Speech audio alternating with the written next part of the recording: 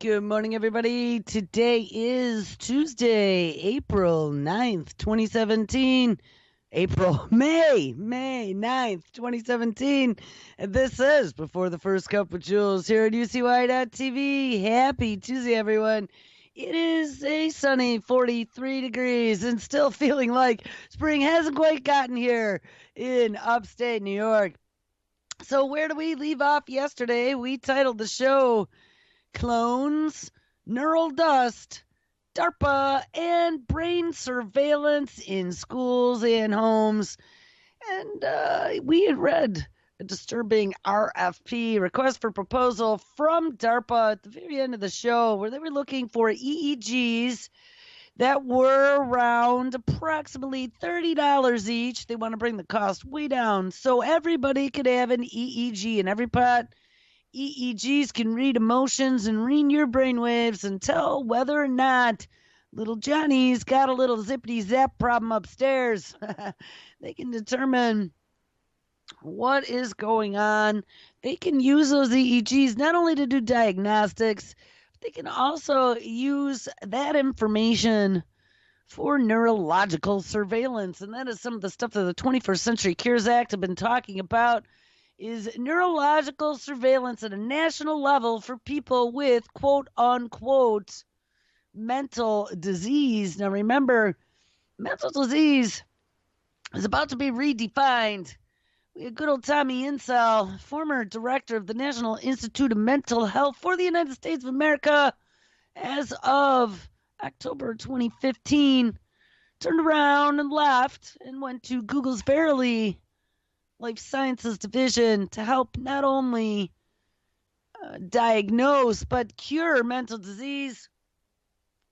And he is setting out to do that with things such as smartphone applications that can detect disorders by the sound of your voice.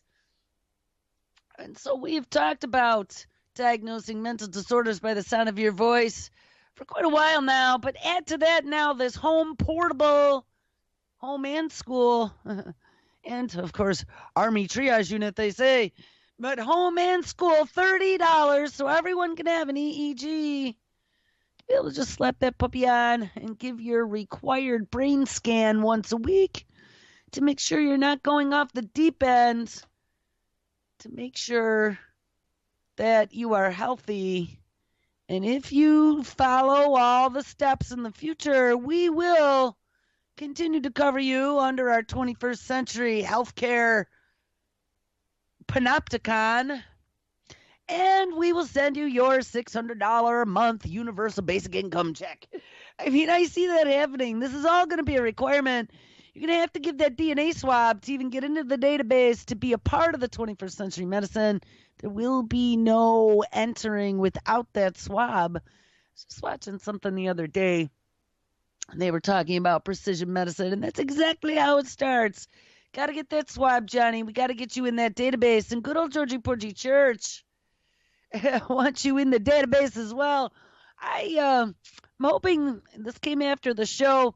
One of my listeners out there, Camille, hi Camille, thank you. It was excellent. Had dropped me a note that Georgie Porgy Church was going to be speaking live last night at 6:30 Eastern. And I don't exactly remember the name of the hall, but it was sponsored by one of the Carnegie groups. And George Church talked for about an hour, but all the different technologies that he's working on. And surprise, if you've been listening to this show, you could keep right up with everything Georgie was talking about, because we've dug deep into every single one of those. He even talked about longevity medicine, living for a long time. And someone asked him questions about the woolly mammoth project that he's been working on. And that's what made me upset. He was answering Q&A out of the audience, and they just cut off the video at the end. They're like, oop, it's all over. But it should be archived. They said it will be archived out there for on demand for the next month or so. I will see if I can find that link. So any of you that missed it or couldn't hear it, I guess some people were having issues. Some of the browsers were all jumpy. Chrome had an issue, and one of the listeners in chat said IE had an issue. I was able to get it up on Firefox and have it play smoothly, but some other people couldn't. So hopefully the replay of that on archive won't be like that. So I'll make sure I get that in there, but highly worth watching. Talks about a lot of things, and there are a lot of smart people in that room. But he also wants to know how many people had their human genome. And I guess we're a good part of the people in the room. That seems to be the next big thing, is to get your genome sequenced. Because you can show it to your doctor someday. You can find out. Remember, 23andMe got the go-ahead from the FDA to allow, not diagnosis, but I guess allow determination as to whether or not you have a propensity for certain diseases based upon your genetic profile. And for a while, the FDA said, no, you can't do that. You cannot freak people out thinking that they might get a disease like the BRCA gene leading to breast cancer, because that is considered a diagnosis and you are not a doctor, 23andMe. But they changed their mind. They said, hey, make bazillions of dollars. We need everybody's DNA. Of course, 23andMe, ex-wife of Sergey Brin out of Google. And there's vested interest in there. But also, 23andMe got funding from the National Institute of Health. National Institute of Health is the one that's doing the All of Us DNA database to help for research purposes only, of course, wink. And so when you check that box for 23andMe, after paying your $99.95, your data can go into that big research database to help find all the chinks in the human armor. And interestingly enough, speaking of the BRCA gene, did George Church invoke Angelina Jolie at the very beginning of his lecture and about her BRCA gene and having her double mastectomy? And I still, from the very beginning when that happened, I don't know, guys. When that all happened, I started questioning. I'm like, Angelina Jolie had a double mastectomy because some genetic test told her, and I know a lot of her family members had some real big issues and passed away. I think her mom even passed away from breast cancer. So maybe, just maybe, but it just seemed really convenient to me that you had some superstar, some bombshell out there that all these people looked up to in many different ways. And she was going to get a double mastectomy. And I don't know, and she's selling genetic testing when she's out there saying that she got her genes scanned and they found this, and she's going to run right out. She's not going to do any more testing. And the thing is, I just saw something a few weeks back where they were talking about, all this CRISPRing. Of course, Georgia Forge Church went a lot into CRISPRing embryos and all kinds of great things that they'll be able to do.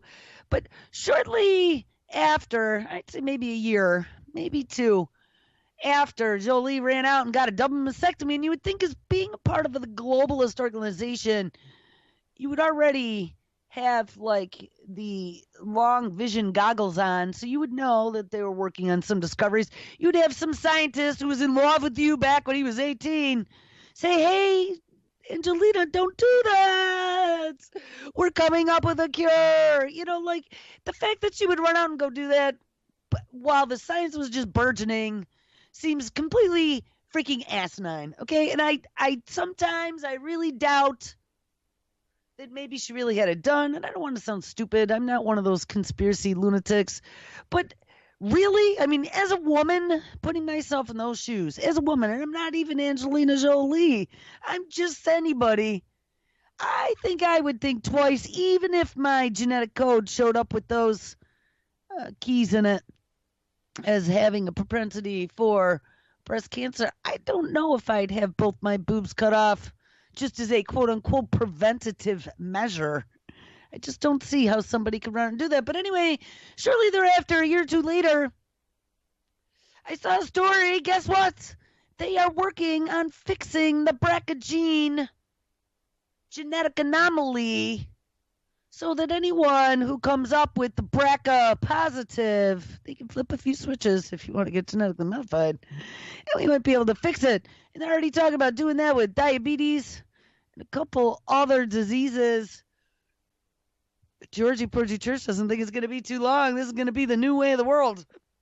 So, I don't know. I just brought that up because I couldn't believe that he invoked her right at the beginning of his speech. And it made me go, I thought that was suspicious way back when it happened. And now it makes me even more suspicious that George Church mentioned her during his grandiose speech he was giving. So, whatever. Speaking of DNA, one side note. I think I've covered this before, but since we're talking about it anyway, I saw a couple stories. One was, and I had to close them because I was at 95% memory, and it was all Chrome tabs. They were taking it up, so I had to close things that were not pertinent to the show today. But I had two things that were up here since I wasn't planning on talking about DNA. We're doing more brain stuff, but we'll do this for a little bit. One was a story about all the different types of DNA services out there now. There's 23andMe, there's National Geographic, and I don't remember what the third one was. But which one should I do? That was the author of the story. They're like, oh, I don't know which one to pick. Which one will be good for me? And of course, my answer would be none of them. Don't do it, people. Don't do it. Now, they are going to force you voluntary, mandatory. Remember, if you want to participate in the medical system, I saw that new that Obamacare repeal package nearly passed yesterday.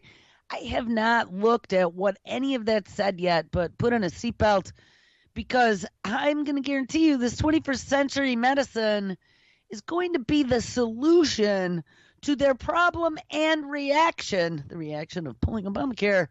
And it's going to be coming very quickly. Remember, a lot of Congress is invested in biotechnology, so it is all in the best interest of their pocketbooks to, quote unquote, bring the cost of healthcare down for the American people while we get rich. And that's what's going to happen. This is just such a dirty stacked deck. I can't get over it. And by the way, if you decide that you're going to take up one of those deals they're offering in your daily deal in your email feed to get your DNA test, find out if you're related to the Queen, you might want to think twice if you are ever planning on getting life insurance. And I've covered this before, but I'm going to cover it again because I didn't want to close this without reading the story to you. I know I've mentioned it, but I don't know if I've ever read the full story. And the reason why this is important is because they're going to push it for all of us eventually to get genetic testing as part of providing health care. And there are loopholes in the laws that don't prevent discrimination against an individual by places like life insurance companies. So if they happen to find that you, like Angelina Jolie, has a BRCA gene, and you want to get a term life insurance policy for, $20,000, enough to maybe bury you in the ground. Guess what, Johnny? You're not. Well, I don't know. Janie. Johnny probably might not have the BRCA gene. I don't know if that's female only or not. But let's say Janie, Susie, you are not insurable. And you're not insurable because, do we even have to tell you? Well, maybe we'll tell you.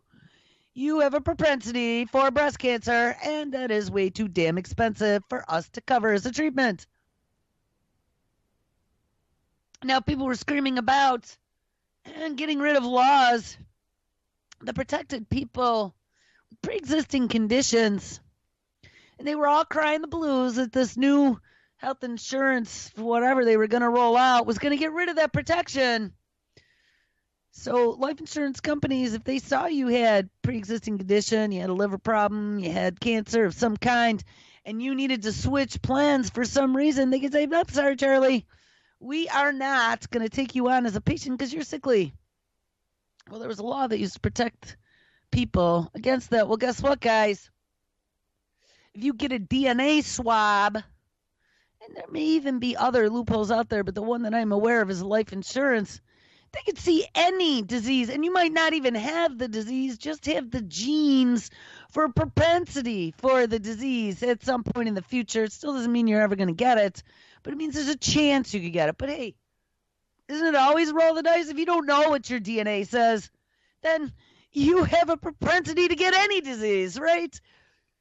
I would rather play it safe across the board than be sitting here biting my nails thinking I'm going to die for something that showed up in my genome. All right, so here's the story. If you want life insurance, think twice before getting a genetic test. As genetic testing explodes, so warn your auntie and your grandma and your mom, do not do the genealogy and do the cheek swab and submit it with your name and your social security number and anything else that they want you to put in with it. Because guess what, people? This is being used to bag and tag all of us. And if you don't want to give it up for the medical establishment, you already signed up for 23andMe, sucker. We got it already. And you know what? Oh, if you were born in the last 15 years or more even, we got a heel prick. So we put that in our database as well. And that went into the crime database and all kinds of things, just in case you end up dead in a ditch someday. Or, I don't know, hurt somebody and we're looking for you. I mean, it's just so beyond insane. The panopticon is real. And the healthcare establishment that has now really become a part of the military-industrial complex is going to be the new leader of the pack. As genetic testing explodes, health insurers are banned from denying coverage based on the results. But guess what? And they may not be anymore. I don't know. We'll have to look at what happened with the repeal of Obamacare. But guess what? The same does not apply for life insurance. Jennifer Marie, not her real name, should be an ideal candidate for life insurance. She is 36. Gainfully employed and has no medical issues. But on September 15th of last year, Jennifer Marie's application for life insurance was denied. Claim denied. Which is so beyond insane as they are rubber stamping with a big smiley face approving. Genetically modified everything, CRISPR'd everything, cloned everything without even looking twice. It's a genetic equivalent, but you are defective there, Jennifer Marie. Unfortunately, the letter said, after careful review of your application, how many times have we gotten letters like that? We regret to be able to provide you with life insurance coverage because of your positive BRCA1 gene. Ding, ding, ding. In the U.S., only 1 in 400 women have a BRCA1 or 2 gene, which is associated with the increased risk of breast and ovarian cancer. Jennifer Marie provided a copy of the document to the reporter who wrote the story on the condition that she and her insurance company remain anonymous, as she is still hoping to appeal the rejection. According to recent estimates, 55 to 65% of women who inherit a harmful BRCA1 mutation will develop breast cancer by age 70. I don't know, guys. I think I would rather go with my boobs all my life till 70 and then deal with it. And then in the prime of my life, having them taken off with a mastectomy. Like, I still don't understand the logic there. And I mean, I know cancer is beyond invasive and you don't want to even have to go through that. And so she was just trying to be preemptive, maybe. But on the other hand, who's to say that you have that cancer gene? So if you cut your boobs off, who's to say it's not just going to take root somewhere else? Like, I don't know, in your lymph nodes or somewhere around in an organ that's behind there, like a lung. Just to me, we've learned in all of our research that we do not understand as a scientific community exactly what we're doing when we're tinkering around in genes. And even George Church talked about all that off-target stuff with CRISPR that we've talked about a lot of times in covering that material. they still have issues with hitting off target genes when they're splicing and dicing. You know, they have some new HD high-speed thing that they're working on that's going to make it more accurate. And I think we even looked at that story once, but I don't remember what it was called. It's the next generation of CRISPR.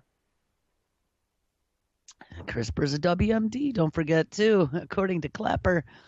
But, you know, science has no clue.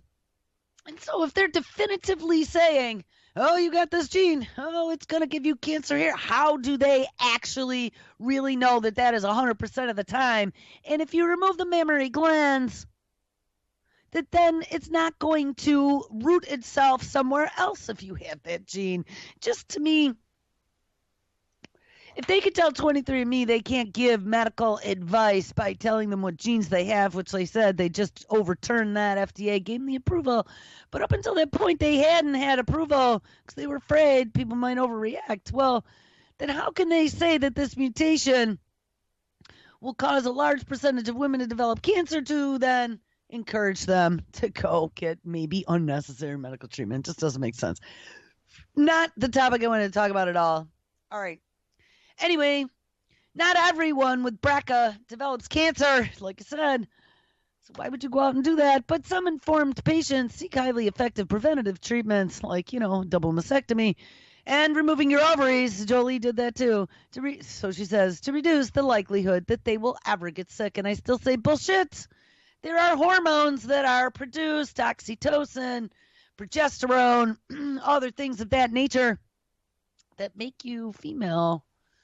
And that do, who knows, other things. I don't even know.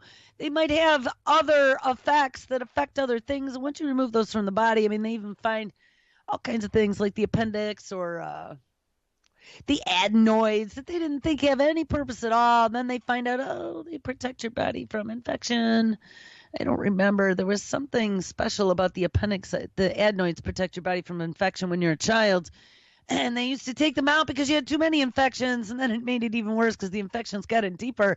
But I was reading something about the appendix the other day as well. The appendix actually is like did they say it was a repository for gut bacteria? There was something special about it. And all those years, they told us, oh, it had no use. And it was kind of like the pinky toe. Because we don't use it, it's getting smaller and smaller. It'll eventually go away. Well, they were wrong about that, too.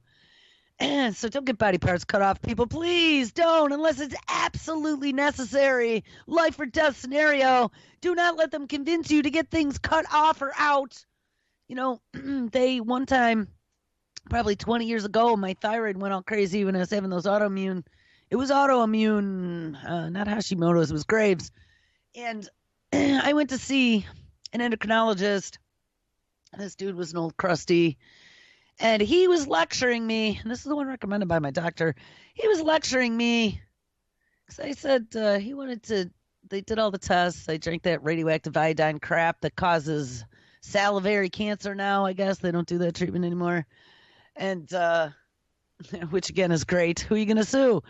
But this asswipe is telling me that what they do for treatment, even though my thyroid was just a little bit over, there was no cancer, there were no burning nodules in there or anything. It was just autoimmune. My body was attacking my thyroid, and in response, my thyroid was overproducing the TSH or whatever, the T4. They were a couple different tests. And so how they took care of it was they gave you a big fat dose of radioactive iodine, and they knocked it completely out. Or you could have the other one where they just slice your neck open. And they give you what they call the pearl necklace. Usually you'll see people who have been around a lot of radiation with the pearl necklace because they have to remove the thyroid gland. Well, I was like, hell no, you're not doing that to me. I said, why couldn't you just take a look at my thyroid, figure out how overactive my thyroid is, and then maybe look at my weight? And this was my suggestion to him. I was thinking about this logically in my little tickety brain.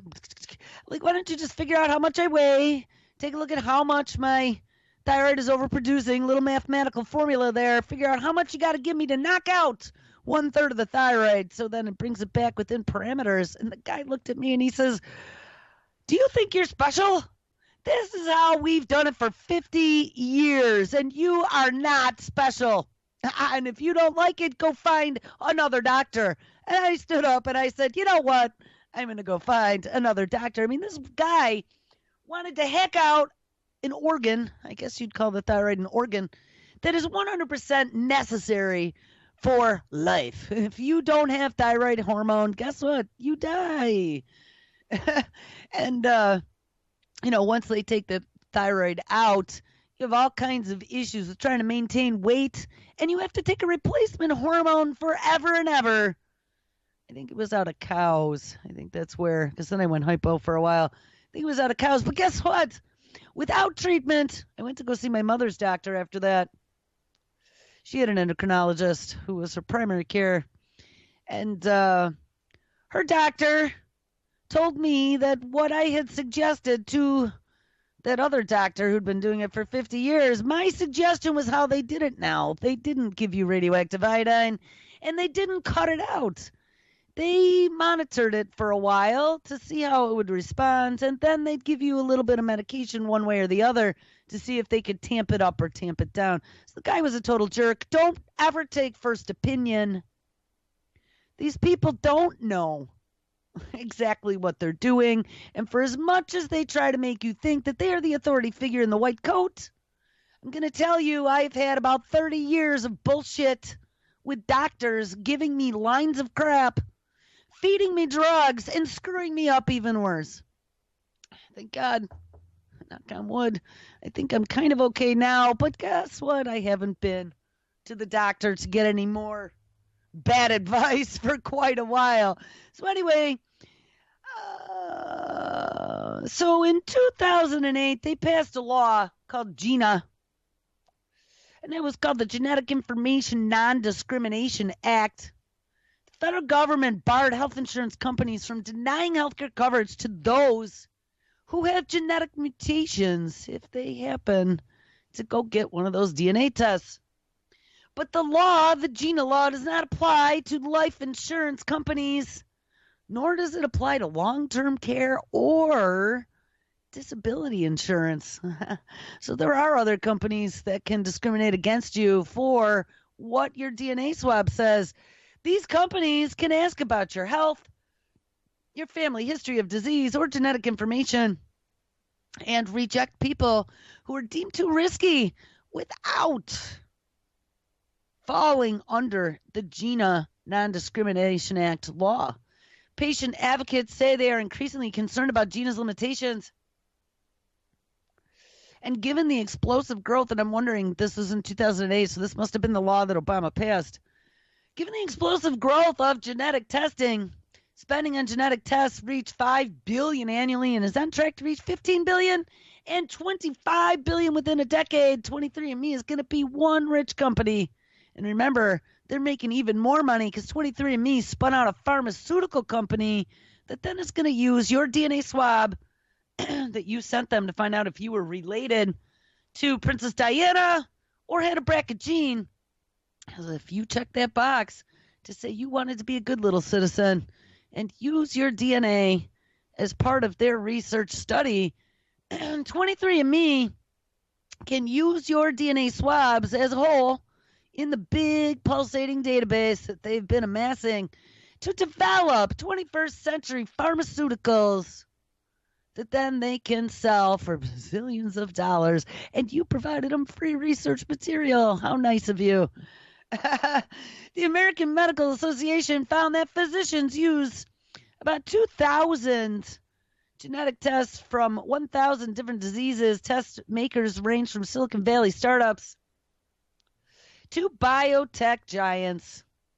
GINA was designed to free people from fear of discrimination so clinical research can scale, like I said, the All of Us program. But now they are wondering whether it worked or not. People started off afraid of DNA testing, and they clearly still are. And guys, this story was from 2016, so I'm going to tell you the whole name of the game has changed now. With this precision medicine initiative, they are trying to really pump up how great genetic testing is. Again, invoking Angelina Jolie at the beginning of his speech for George Church. I still find it beyond suspect. And they're really trying to use that to sell it to people. Look, be healthy. Look, put on a Fitbit. Soon to be Fitbit of the nervous system, created by DARPA and Berkeley. I had mentioned yesterday Berkeley is being part of the mad science conglomerate way back from the days of the Manhattan Project. And sure than shit, don't I look that up to find a link for the show yesterday. And apparently Berkeley is right on the same campus overlooked by Lawrence Livermore Laboratories. Oh, yes, yes, yes. And they had discussed creating the first nuclear weapons for the Manhattan Project right there. So, yeah, they're all mad scientists. Always proceed with caution. Don't believe everything they tell you. Do your own research before you step off that cliff. Says, and look at, they even invoke her in this story. The test, available for as little as $250 for the Brecka test, which enables many patients to pay for it out of pocket. Even has a celebrity spokesperson in the form of Angelina Jolie, who underwent a preventative double mastectomy in 2013. Wink. After learning about her cancer risk. And then she wrote a widely circulated op-ed about her experience. Yeah. That's one of those sales sheets I told you about that they get you to write or they put you into when you step up as a, what's it called, clinical trial. As these tests become more pervasive, patient advocates are ramping up their campaign to end so-called genetic discrimination. Do you think genetic discrimination is going to end? I mean, if we follow this along to where a lot of scientists are kind of pointing that this could end up like genetic eugenics, you know, we find out little Johnny in vitro has some sort of genetic anomaly. Let's flip a few switches and hey, while we're in there, let's make Johnny a little smarter. We want him to be able to play a concerto someday, so let's make him a musical genius and give him supervision. I don't know. X-ray vision eyes. You know, at some point in the future, they are not going to let genetic mutants like you and me be born. We think too much. We're the ones who are not supposed to be. They are trying to breed that right out of us as a species. And as they can go in and start manipulating easier and easier at the embryonic stage, that's something that we are working on here in the UK and in China, as well as probably down dark, scary hallways. One of these days, we're going to have it down to a science. One of these days, before you reproduce, you're going to have to give us a DNA swab. We're going to have to take a look at what kind of potential genetic mutations you might have. Georgia Porgy Church talked about fixing congenital genetic defects and how wonderful that would be to be able to get rid of all these diseases by flipping just one C to G. They were talking about some baby that they had isolated. He had some congenital heart defect. I think he said the muscles didn't properly pump in the heart or something. And so they had done some research on mice, and I think they might have used some of his own skin cells too. They were using, just like we found out, a lot of these scientists, it's too difficult to get anyone to sign paperwork to use their cells for experimentation. So a lot of these researchers use their own genetic and bodily material to experiment or inject themselves with stuff. We found some of that longevity medicine. There were a couple researchers that had injected themselves to see what would happen. The Russian dude with the billion-year-old bacteria that he said is going to make him live forever. But they found out when they flipped a G, I don't remember exactly what he said, a G to an A or G to a C in the CATG of human DNA, they flipped just one protein. And they showed in mouse tests that when the one protein was flipped the one way, they isolated a heart cell, and yeah, it was defective, just like in the baby. And when they flipped it the other way, oh, look, the heart cells went back to normal. Then I think they did it in George Porgy's stem cells. He was using his iPS cells, and they made some new heart tissue.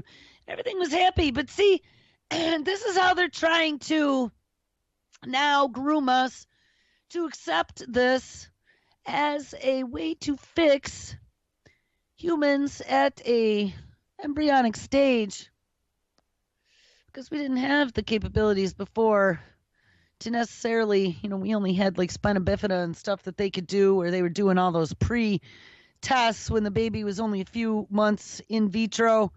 But now they're going to be able to actually make changes on the fly, sometimes even before the baby is even fertilized. Do an IVF fertilization in the dish and then put it in there. Or even use the artificial womb. I don't know if you guys saw that new artificial womb. They had a little lamb growing in there. It was really disturbing looking. They had been talking about trying to make an artificial womb for quite a long time. And, if you really think about it, the artificial womb, great if a baby can't come to term or whatever. Maybe that would give it a second chance on life if it has to come out preterm. But think about all the other implications of artificial wombs. Like, I start thinking of X-Files episodes of bodies hanging in a big cavern somewhere being saved for food. They could have entire clone armies. Remember China? Entire clone human armies that they in vitro fertilize after splicing and dicing and adding all these special features, making them with superpowers and X-Men capabilities, and then put them in one of these artificial wombs to let them start gestating, percolating, and have them growing to term. And they haven't grown anything to term yet in an artificial womb, but they will be able to at some point in the future. And it's really frightening because they're going to take reproduction away from humans. And sometimes, honestly, I think that maybe some people shouldn't have that capability. But on the other hand, that's a human right to reproduce yourself. We do have this problem called idiocracy now that's happening. The gene pool's got a little small, too much inbreeding in the populations that maybe shouldn't be inbreeding. Passing down really bad habits, passing down really bad human traits. But on the other hand, who are we to judge?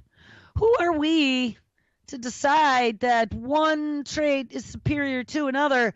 And this really, really gets down a very slippery slope, because we start seeing flashbacks now, boop, boop, boop, boop, boop, to some of the stuff that we've talked about, the whole eugenics program, and something that I always thought was extremely tinfoil hat wearing-y. To me, it's not anymore. We have people like Billy Gates telling us, too many people, humans on planet Earth, making too much carbon dioxide, creating global warming, too many farts, and other things. And you are making too big of an imprint on the planet. We need to reduce the population. We need to cut down on reproduction. And by the way, we don't need any more defective humans, because it's going to raise the cost of healthcare. Guys, this really is coming. So it's a part of splicing and dicing genes, giving it up to the machine, allowing them to find the chinks in the armor. You think you're doing a good thing because they might be able to cure your disease later in the future, but you're not. You are providing them more fodder to deem you defective in the future. So talking about defective, how about Johnny's ability to learn? Well, Johnny might be learning a little bit slower than the Chinese. Chinese go to school for a lot longer than we do. They do 20 hours a day. I don't know. I was reading something. Maybe it's the South Koreans. Any of those kids, though, over in Asian nations get a lot more schooling than we do here. They take it very seriously. They compete very strongly, and they pump out lots of smart cookies. And I hate to tell you, but we're not doing so well at that in this country, pumping out smart cookies. That's why they're really pushing for us to get kids into STEM, that's science, technology, engineering, and math, because it seems to be something pretty difficult for American children who are loaded up on glyphosate and high fructose corn syrup and have some sort of ADD.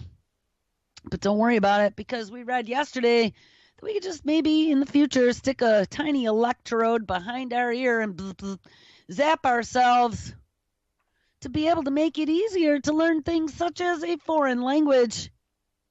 Well, I told you that is all DARPA technology. DARPA is planning to hack the human brain that will allow us not only to learn easier, they say, with the transcranial stimulation, zippity zapping behind your ear, maybe even hitting that vagus nerve. But DARPA is planning to hack the human brain to allow us to upload skills as well. In March 2016, this is a story May 2nd, 2017, out of Futurism.com. In March of 2016, DARPA, the U.S. military's quote-unquote mad science branch, glad someone else sees that, announced their targeted neuroplasticity training program, more affectionately known as TNT. The TNT program aims to explore various safe neurostimulation methods for activating synaptic plasticity. And again, this all goes back to the Brain Project. And did you guys know that not only is Georgie Porgy Church involved in all these other things and creating the synthetic human genome and bringing back the woolly mammoth, but he is also working on the Brain Project. Yes, he is. They're finding ways to zap the brain to help the brain be more plastic. That is, allowing it to be reshaped even after you're set in your ways to learn things like teaching an old dog new tricks, which is the brain's ability to alter the connecting points between the neurons, a requirement for learning. DARPA hopes that building up that ability by subjecting the nervous system to a kind of workout regimen will enable the brain to learn more quickly. And this plasticity question was something that I've been reading quite about over the last few years. There was a lot of research going into that in the whatever you want to call it, neuroscience realms, where they had said that, hey, even though you're older, we always thought that it was not possible to teach older people new whole ways of doing things, but we were wrong. Plasticity lasts throughout your life. You just need to be able to enable it. Well, I guess they found out how. The ideal end benefit of using neurostimulation to modulate synaptic plasticity would be a breakthrough in downloadable learning. And we saw that in Star Trek once, didn't we? Where I think it was Bones. Maybe it was, I remember, no, it was Spock. Spock put on the helmet. Oh, and it was the society's whole history was in this helmet. Yes, but downloadable learning. Rather than needing to learn something, for example, like a new language through rigorous study and practice over a period of time, we could basically, quote unquote, download the knowledge after putting our minds into a highly receptive neuroplastic state. Clearly, this kind of research would benefit anyone, but urgent military missions can succeed or fail based on the timing. In those situations, a faster way to train personnel would be a tremendous boon. So as part of this TNT program, DARPA funded 8 projects at 7 different institutions. All of these projects are part of a coordinated effort, all part of the Brain Project.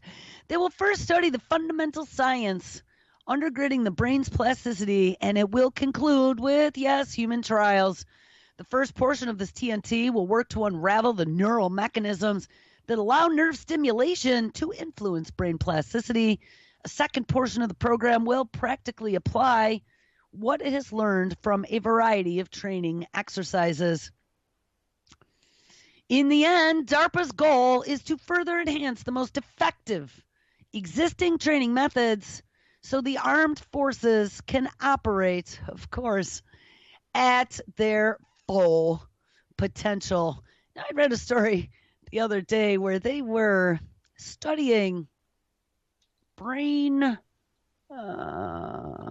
whatever you want to call it, brain signaling. They talked about that. Brain works between like 0 and 30 or 0 and 40 hertz typically. And they now are trying to figure out how not only to define those different frequencies, but what those frequencies do, how they can manipulate them. We looked at that ELF emit that actually allows you to turn up or turn down your moods, which is another thing that DARPA has been working on, is being able to learn to control moods. But there was something here about them teaching artificial intelligence now. Artificially intelligent robots using brainwaves. The military is using human brainwaves to actually teach robots to shoot. Yes, thank you, Lady Pitbull, for this story. Modern sensors like robot googly eyes can see farther than humans. Electronic circuits can shoot faster than nerves, and muscles can then pull the trigger. Humans still outperform armed robots in knowing what to shoot at, but new research funded in part by the Army may soon narrow that gap. Researchers from DCS Corp and the Army Research Lab fed data sets, ding, ding, ding, ding, ding, ding, ding, of human brainwaves into a neural network, which is a type of artificial intelligence, which learn to recognize when a human is making a targeted decision based upon their brainwaves. They presented their paper on it at the annual Intelligence User Interface Conference that was held in Cyprus this past March. And why is this such a big deal? Well, machine learning relies on highly structured data, numbers in rows that software can read, but identifying a target in the chaotic real world is incredibly difficult for computers. But the human brain does this real easily. So again, another chink in the human armor. We can identify targets easily, but computers cannot. So let's use the human brain. Let's crack its secrets, and then let's figure out how to apply this to artificial intelligence so they can wipe us out in the future. The human brain does it easily, structuring data in the form of memories, but not in a language machine can understand.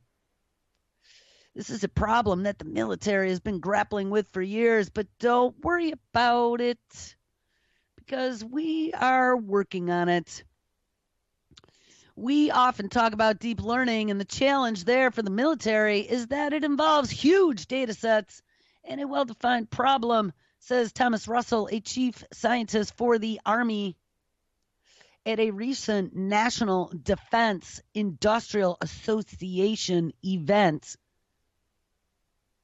Their research branched out of a multi-year, multi-pronged program called the Cognitive and Neuroergonomics Collaborative Technology Alliance. We know there are signals in the brain that show up when you perceive something that is salient. And now they are going to find out how to tap into that. Researchers hope their new neural net will enable experiments in which computers can easily understand when a soldier is evaluating a target in a virtual scenario. So they're going to be using video games or augmented or virtual reality as well, as opposed to having spent a lot of time teaching the system how to understand structures of different individuals' data, eye movements, and their brain responses. And the goal one day is a neural net can learn instantaneously, continuously, and in real time by what? Oh, observing brainwaves of humans as well as eye movements of highly trained soldiers doing their job.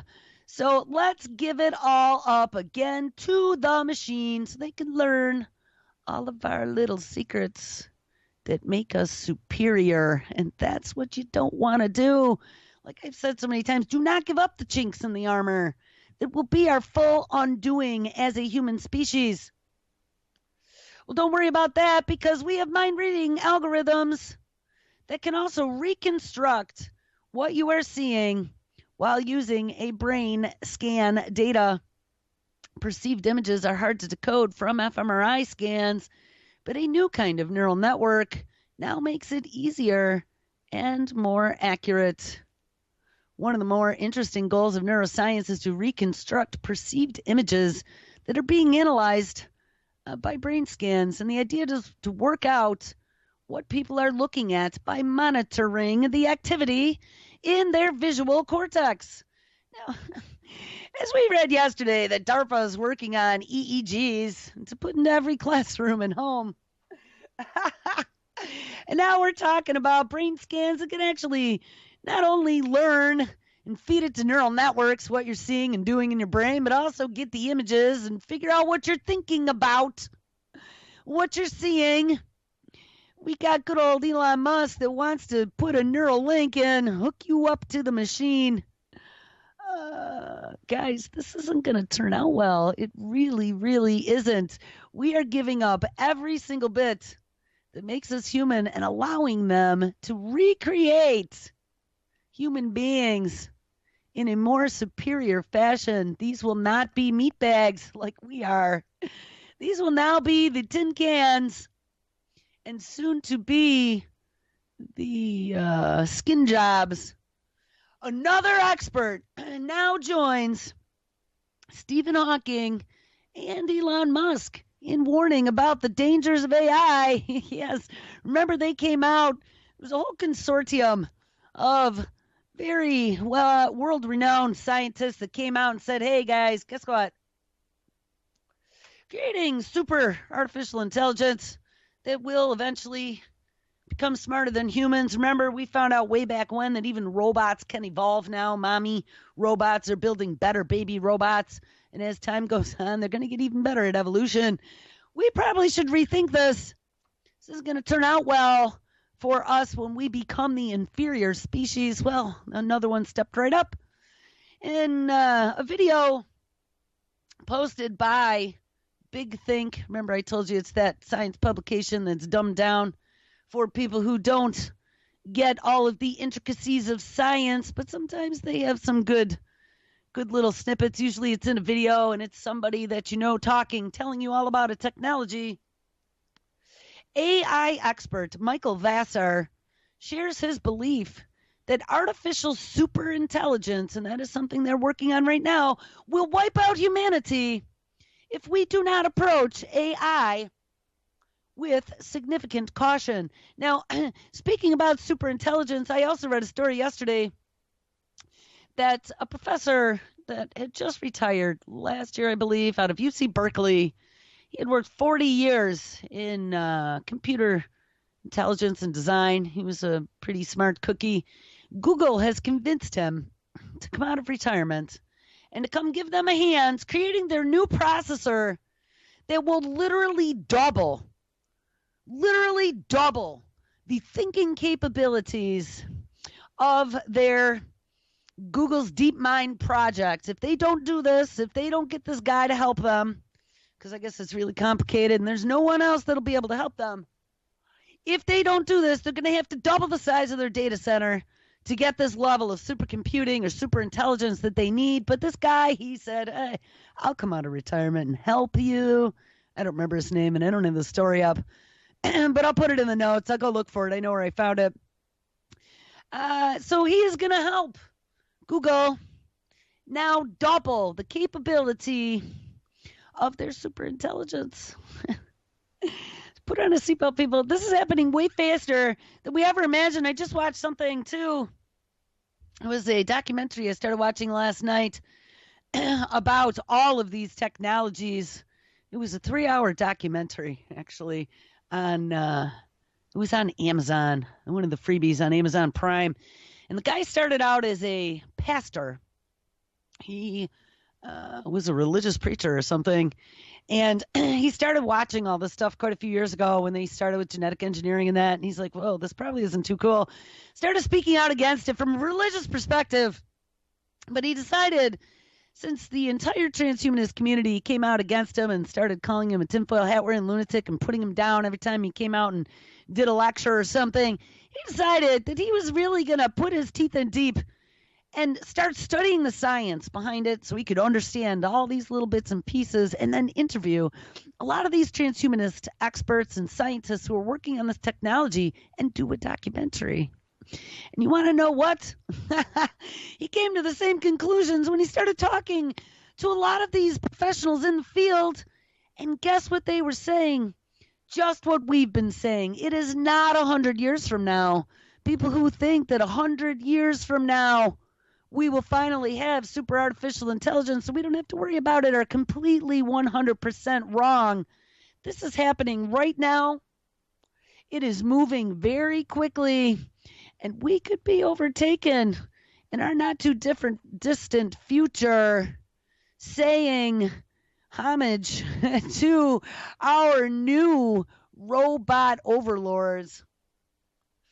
And last but not least, they have discovered intelligence, again, studying the brain and how to recreate it, actually may stem from a very basic mathematical algorithm that runs inside of the human brain.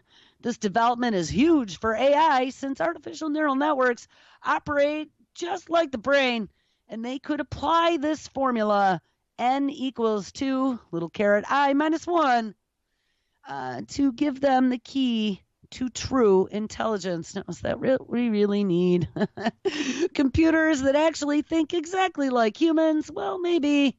But don't worry about it. We got neural dust that'll be able to monitor your brain, and we'll make sure we figure out exactly how that is happening. So we will be able to not only recreate the human brain, but we'll be able to enslave all human brains as well. All right, guys, well, make sure you stick around. Ms. Lonnie Clark is live up next. Her midterm tests should all be done. And it is Tuesday night, so there's tons and tons of live radio and new shows. We got Ron at 7. We have Barbarian Lounge at 8. We have Primetime Boys at 9. We have Anti-Media at 10 and at 11. So, all right, guys, everybody have an awesome Tuesday.